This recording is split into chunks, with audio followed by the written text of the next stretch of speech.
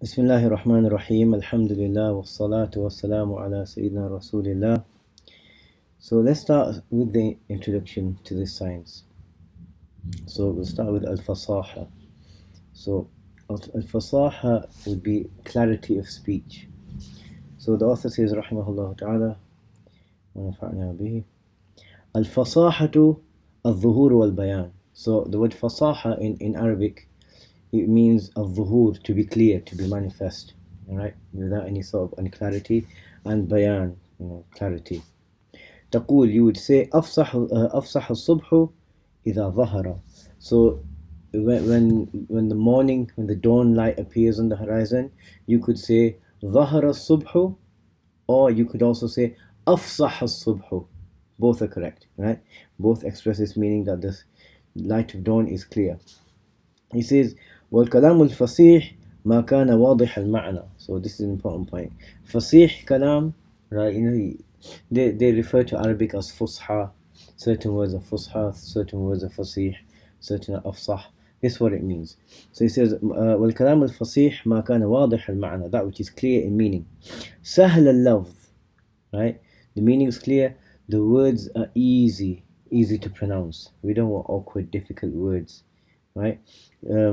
جيد السبك, well put together, right? Sabk is the word used for like a goldsmith when he makes beautiful shapes out of the gold. ولهذا وجب أن تكون كل كلمة فيه جارية على القياس الصرفي. So this is the first point. So in order to have a fasih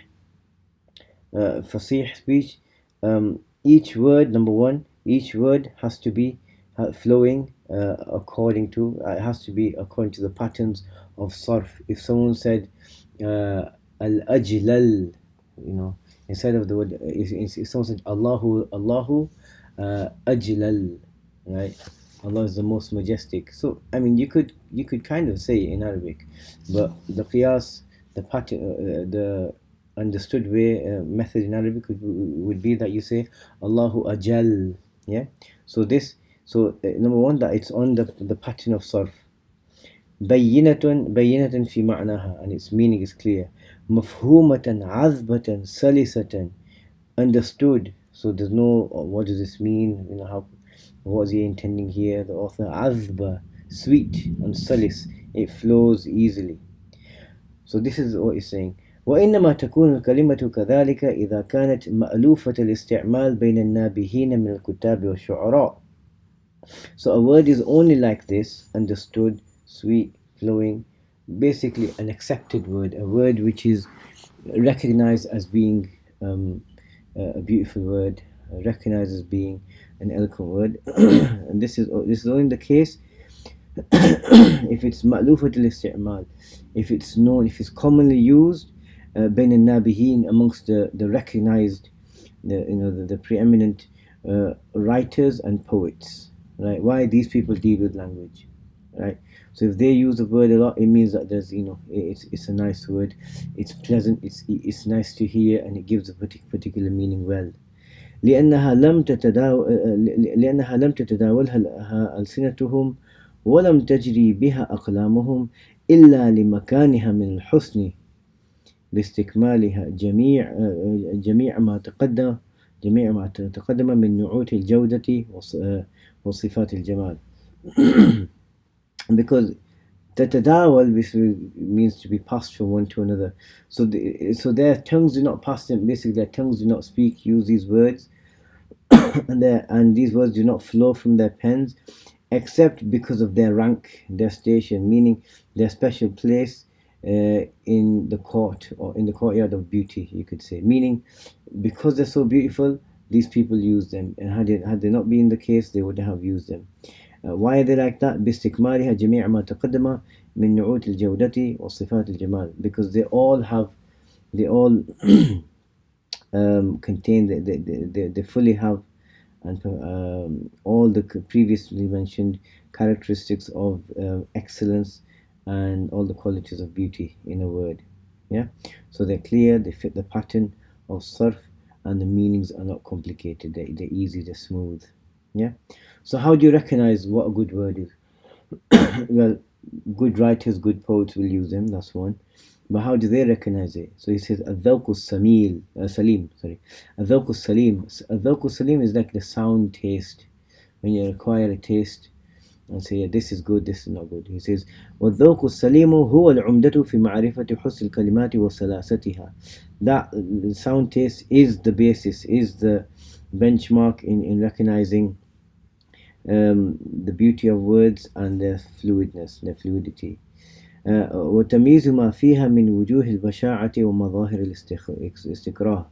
And that's also the benchmark in distinguishing between, distinguishing what is in it of the types of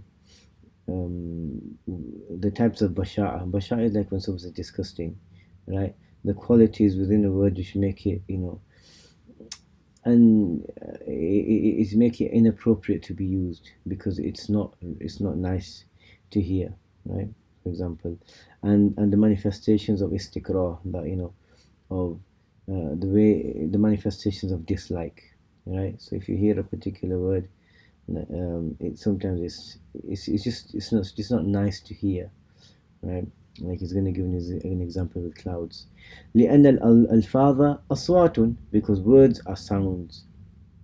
فالذي يطرب لصوت البلبل, so the person who experiences pleasure at the sound of a nightingale. وينفر من أصوات البوم والغربان, ينبو سمعه عن الكلمة إذا كانت غريبة متنافرة الحروف. So someone who enjoys the sound of nightingale and he doesn't like the sound of owls and crows, ينبو عن, these two go together. His sound, his ears disagree with the word, with a particular word. It offends his ears. Let's say it offends his ears if the word is number one, متنافرة الحروف غريبة. Sorry, if it's strange, if it's not a common word, right? If it's a word that's not commonly used, like in English, you come across something, it's such a rare word, you have to go look it up to understand what the word means. It's bothersome. It's not a commonly used word. متنافرة الحروف, and if it has letters which are not pleasant to hear, together. And this all comes down to taste. Sometimes you have a word which you might think, you have two similar words with similar letters, and one is great, whereas one is offensive. He says, ألا ترى أن كلمتي المزنة والديمة للسحابة الممطرة. Do you not see that the two words al-muzna and ad-dima, which both refer to a cloud that gives rain, كلتاهما سهلة عذبة يسكن إليها السمع. Both of them are easy to say, pleasant in meaning, and in your ears, your hearing enjoys them, right? Ad-dima, al-muzna, as opposed to بخلاف كلمة البعاق. It just doesn't sound nice. Al-bu'aq. So compare that in speech. Al-bu'aq, amtar al-bu'aq, compared to amtarat al-muzna, amtarat al-dima. Yeah. التي في معناهما, which has the same meaning as the two. فإنها قبيحة تسك الآذان, because it's vile and it slaps the ears. وأمثال ذلك كثير في مفردات اللغة تستطيع أن تدركه بذوقك. So the likes of this are many, and you can actually perceive it with your own taste. Once you develop a taste, you'll perceive it yourself. So this is for the individual words. So as for when the words are compounded, so the individual words, they have to follow the pattern of sarf. They cannot be strange, ghariba, such that no one knows them, and the letters cannot have a awkward construction. So they're the main points here, right? Follow the qiyas sarfi, they're not ghariba, and they don't have tanafur al-huruf. That's what makes a word fasih.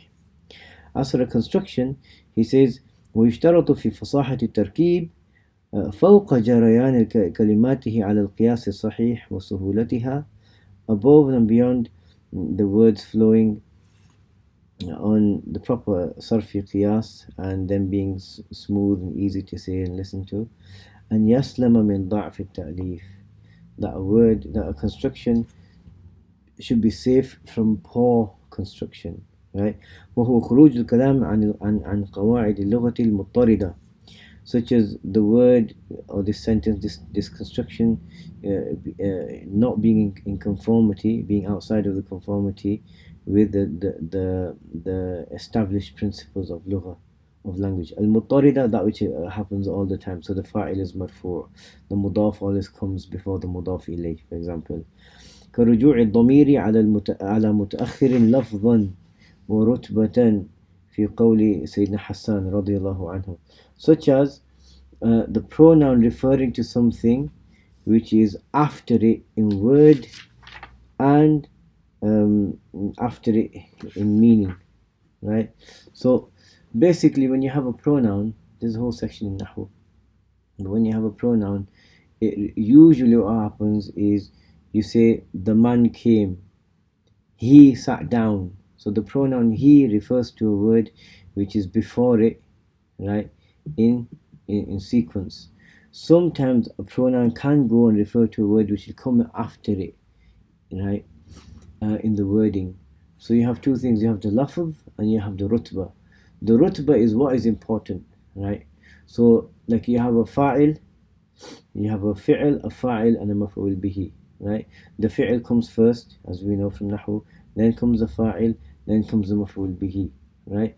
So you can move the maf'ul bihi around. You can say Zaydan daraba Amrun, instead of daraba Amrun Zaydan, right? You can move that about. So that's the lafz. But the rutba, the rank of this word, will always be third. It's always after the fa'il of the maf'ul bihi. So it's after the fa'il. What normally happens is a pronoun refers to it refers to a word which is before it in lafz and rutba, right? But what is not allowed, right? There are a few situations. That's not the discussion for Nahu points, but what is not allowed is for a pronoun to refer to a word which is after it in rutba, in rank, and after it in word, right? And in this coming line of poetry, that's exactly what he's done, which is a problem. So he says, ولو أن مجدا أخلد الدهر واحدا, so من الناس. So if majesty was ever to make someone live forever, الدهر is the ظرف, like for all time, one of humanity, أبقى مجده, whose majd? Now the pronoun is going back to Mut'im ibn Adi, one of the people of Makkah in the time of the Prophet sallallahu alaihi wasallam. Now this word, this word is mutaakhir lafdhan, right? The wording is come after the pronoun who, because it's displaced at the end of the sentence, and it's also mutaakhir rutbatan, in rank. Why? Because it's the maf'ul bihi of abqa, right? And majid is a fa'il.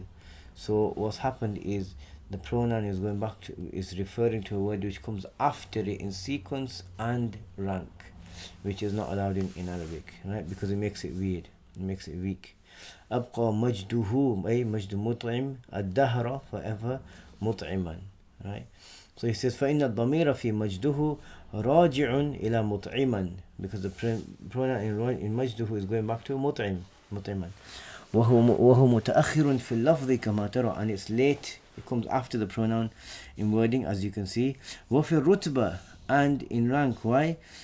لأنه مفعول به, because it's the مفعول به, so pronoun cannot go and refer to something which is after it in wording and in rank.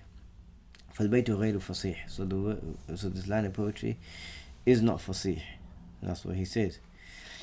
Then he says ويشترط, the second condition, to have a construction fine. So he says first one, he has to obey the laws of Arabic grammar.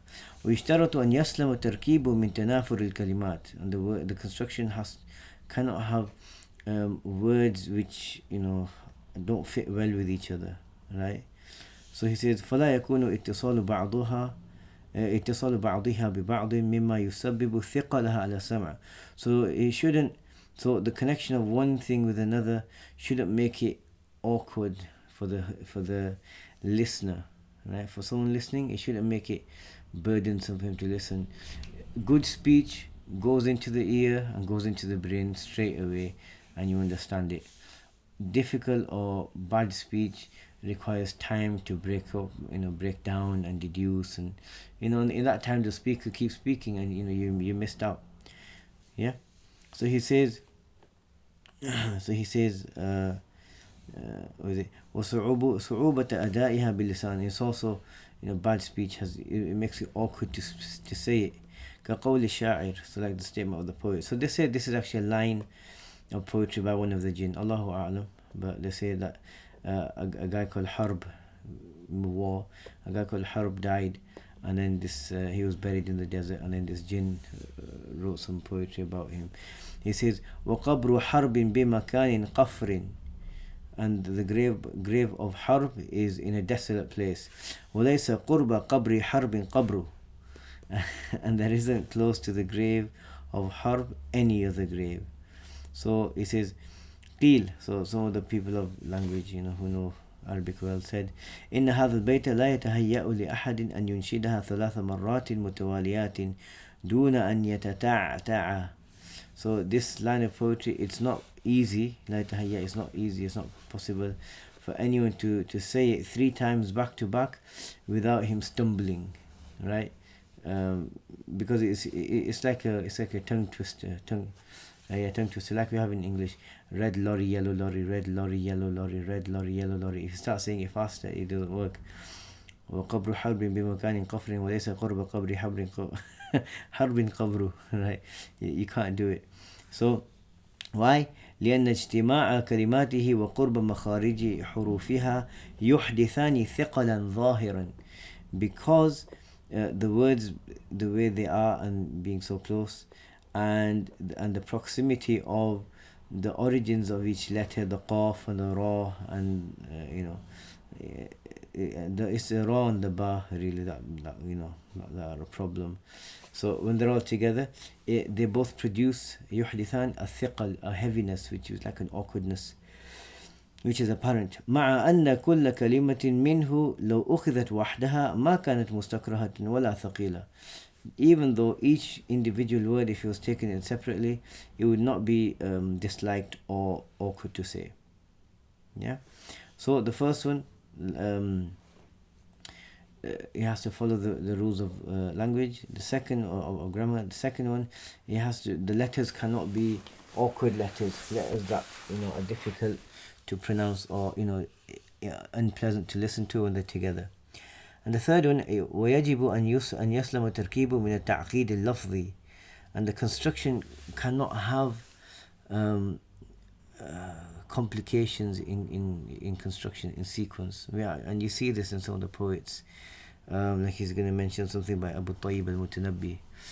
These authors, they love al-Mutanabbi. They've quoted so many of his lines in these books. And this book is, and he was a great poet, but I mean, if you've seen Hassan ibn Thabit, one of the poets in the time of the Sahaba, and he can make mistakes, then those that come after them also have some mistakes. So he says this ta'qid al-lafzi, it's awkwardness in wording. وهو أن يكون الكلام خفي الدلالة على المعنى المراد بسبب تأخير الكلمات أو تقديمها عن مواطنها الأصلية. That is when the speech is unclear, right, of intent. The intended meaning is unclear because of the words being put before or put after their actual places or their proper places. أو بالفصل بين الكلمات التي يجب أن تتجاور ويتصل بعضها ببعض, or by separating words which have to be together, like the mudaf, the mudaf ilayh, the sifa, the mawsuf, and have to be connected to each other. فإذا قلت, so if you say ما قرأ إلا واحدا محمد مع كتاب أخيه, it doesn't make sense, right? You really have to stop and figure out what is being said. كان هذا الكلام غير فصيح لضعف تأليفه. So this word is not fasih because of how weak its construction is. فإذا قلت ما قرأ إلا إذ أصله, because the origin of this word is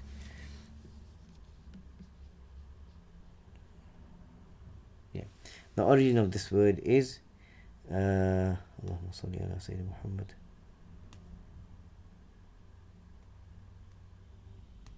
ما قرأ محمد مع أخيه إلا كتابا واحدا. Muhammad with his brother did not read anything but one book, right? He only read one book. فقدمت الصفة على الموصوف, right? So you mentioned واحدا before كتابا, right? You put the صفة before the موصوف. وفصل بين المتلازمين, and things which should be together, you've separated them, which is what? The أداة الاستثناء والمستثنى. So إلا and then كتابا should be together, the استثناء and the مستثنى, and the مضاف and the مضاف إليه.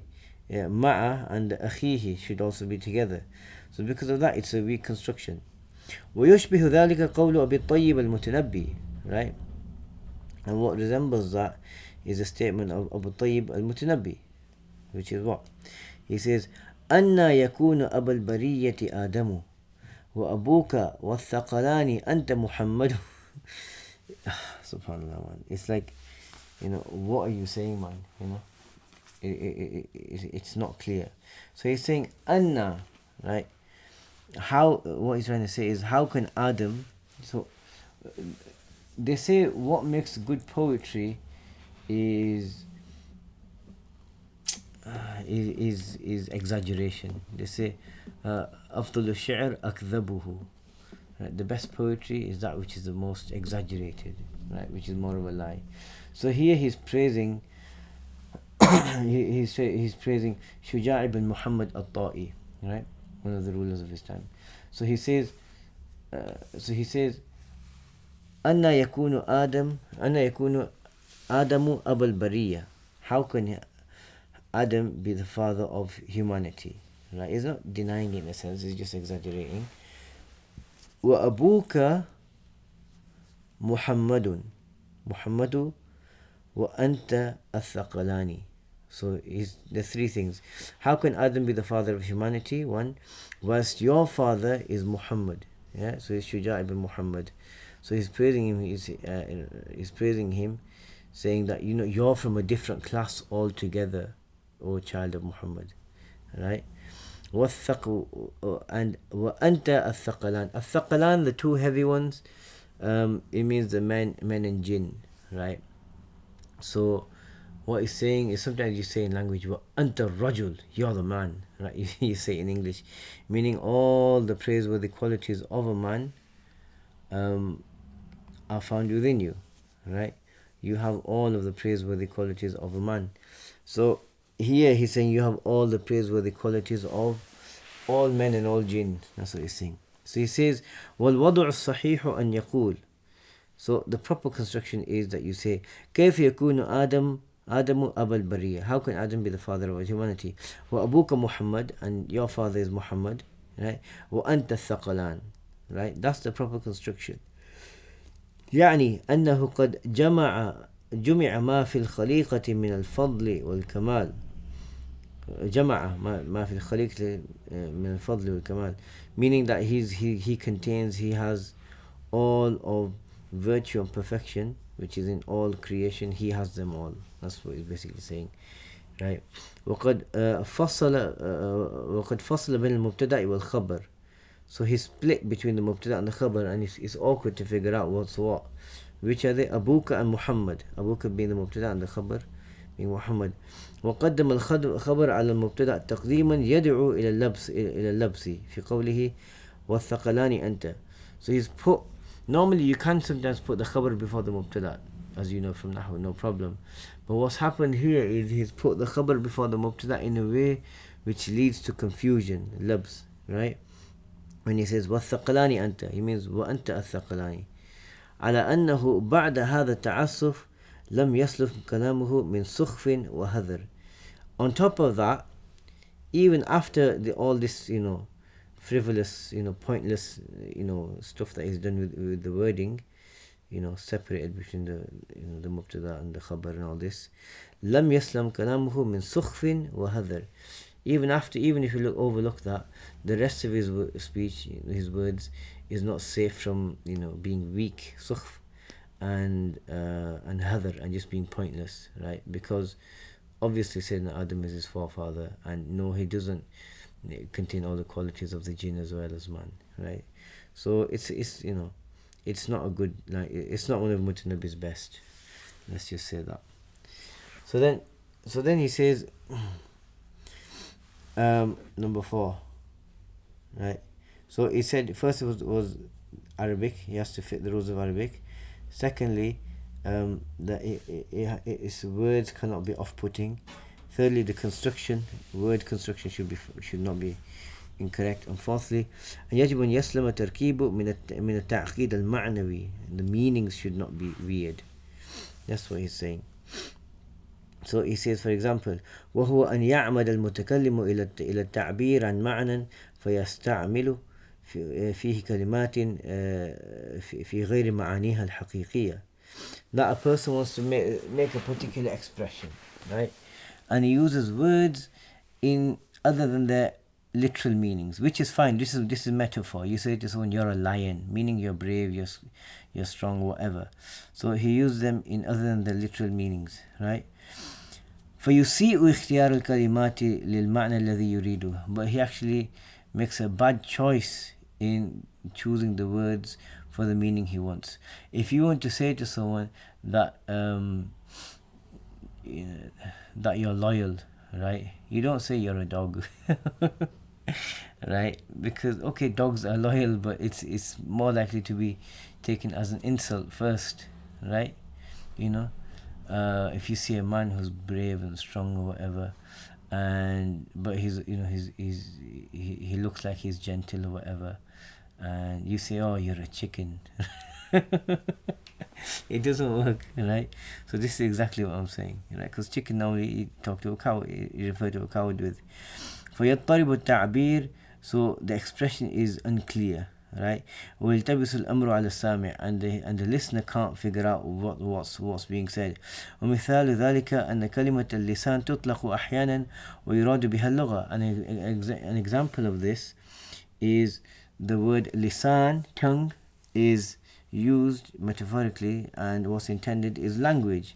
Allah subhanahu wa ta'ala said, وَمَا أَرْسَلْنَا مِن رَسُولٍ إِلَّا بِلِسَانِ قَوْمِهِ. We haven't sent any messenger except with the language of his people, right? You would translate it as, you could say as tongue, but that'd be a metaphor, and people understand that. أي ناطقا بلغة قومه, that he sent him speaking the language of his people. وهذا استعمال صحيح فصيح, and this is a good, sound, eloquent usage. فإذا استعمل إنسان هذه الكلمة في الجاسوس. Now if you go and use this word to mean a spy, right? And you say قال بث الحاكم ألسنته في المدينة. The ruler sent his tongues into the city. It doesn't work, right? Because in Arabic, one word for a spy is ayn, uyun, right? So the ruler sent his eyes out, and that's more suitable, because a spy goes and looks and what's he doing and what's he saying, like that. So that's not the best, right? So بث الحاكم ألسنته doesn't really work. كان مخطئا, because he made a mistake. وكان في كلامه تعقيد معنوي.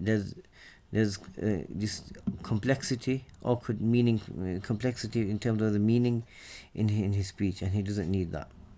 Yeah. Allah. Okay. ومن ذلك قول امرئ القيس في وصف فرس. An example of that is the statement of امرؤ القيس. امرؤ القيس was a poet of the Jahili Arabs. He's got some very, very beautiful poetry. ألا أيها الليل ألنجلي وما الصبح منك بأمثالي. Some really nice stuff, which we'll see later. But like I said, he didn't do well here. So he says, وأركب في الروع خيفانة كسى وجهها سعف منتشر. So he says, وأركب I ride for raw in fear. When I'm afraid, I ride a horse, he's trying to say, right? But what he's trying to do is going to say his horse is fast, right? And such as a locust, right? Which is not the best of comparisons, right? But he says anyway, okay, let's say it works. So khayfanatan, which is a locust, but he means a horse, yeah? So he's using it metaphorically. Kasa wajha, the face of this horse has been clothed or covered by sa'fun. Sa'f are the branches of a palm tree, and it does loads of them, and they be together, and they've got wide leaves, and so they cover stuff easily. So he's basically muntashir, so which is spread out. So basically he's saying, I'm riding a horse which has got a lot of hair on its forehead which covers his eyes, and there's lots of this hair. So he compares the horse to a locust to show how fast it is, and he compares the hair to the branches of a palm tree to show how many there are. But there's a problem there, right? Why the comparison of a horse to a locust isn't exactly the best, and Arabs considered horses with hair over their eyes to not be pedigree horses, right? So he's made a mistake there. He says al-khayfanatu fil asli al-jarada. It's a locust. That's what that word means. ويريد بها هنا الفرس الخفيفة. What he means is a light horse, therefore a fast horse. وهذا لا بأس به وإن كان تشبيه الفرس بالجرادة لا يخلو من الضعف. Here, fair enough, there's no problem, even though comparing a horse to a locust, it has some weakness. وأما وصف هذه الفرس هذه بأن شعر ناصيتها طويل كعصف النخل يغطي وجهها فغير مقبول. As for comparing this horse,